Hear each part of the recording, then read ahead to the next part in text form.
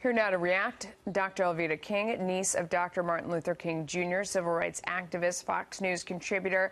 I have been dying to have you on since this started because you have a unique way of getting the conversation back, going in a positive direction that isn't about people taking shots and scoring points. What would you say at this point in time? Well, Melissa, I tell you, and when I say we have been praying, people all over the country have been praying for America, for the president, for Congressman Lewis, for the whole situation, and as a member of the King family legacy, and that's the family of Martin Luther King Sr. and his wife Alberta, their 3 children, Christine, Martin Luther King, or ML, and my daddy, A.D. King. We've been praying and praying that Congressman Lewis would remember the lessons that he not only learned but taught people in the 20th century civil rights movement. Come to the table. Make peace, communicate non-violently. And so I understand that he's hurt and he's disturbed because he makes that point very clearly.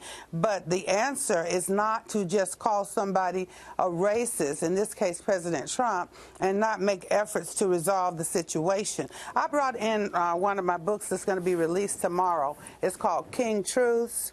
And I want to release a statement that Martin Luther King Jr. made, and I quoted it in the book as well. I am convinced that men hate each other because they don't know each other, and they don't know each other because they don't communicate with each other, and they don't communicate with each other because they are separated from each other. And my cousin Bernice King quoted that at MLK King Day in her speech. I have it in my book. So if Congressman Lewis can sit down at the communicating table, the peace table, and begin to have talks about unity, that is what we need in America. The difference, I mean, I've really come to appreciate that what is special about the King legacy is that it isn't self-serving and it isn't hypocritical. And that's what I think people really react against when everything gets heated and everyone starts yelling at each other. You feel like nobody's really trying to talk to each other and solve the problem. They're trying to score points with their people, whoever their constituency they see that constituency to be, rather than actually trying to communicate and make progress. And that's the difference. How do we get back to that? Well, this is Martin Luther King Day, and we've got a new park in Atlanta, Georgia, a national park named after him, that Congressman Lewis passed the bill. President Trump signed the bill. That's something they had to do together. I believe Congressman Lewis needs to step on into it and do more things of communicating together to make it work. It can happen, and I do not believe that President Donald John Trump is a racist. You know what? The economy is better. The unemployment rate is down in the black community and across the board. Job rates are going up across the board.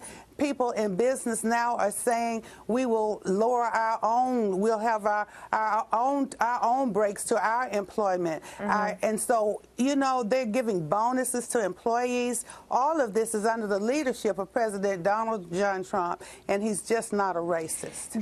Do you have any feelings about what you think he said? Do you care? Do you want to know what he really said? Does the sentiment behind it trouble you no matter what it is that he actually said?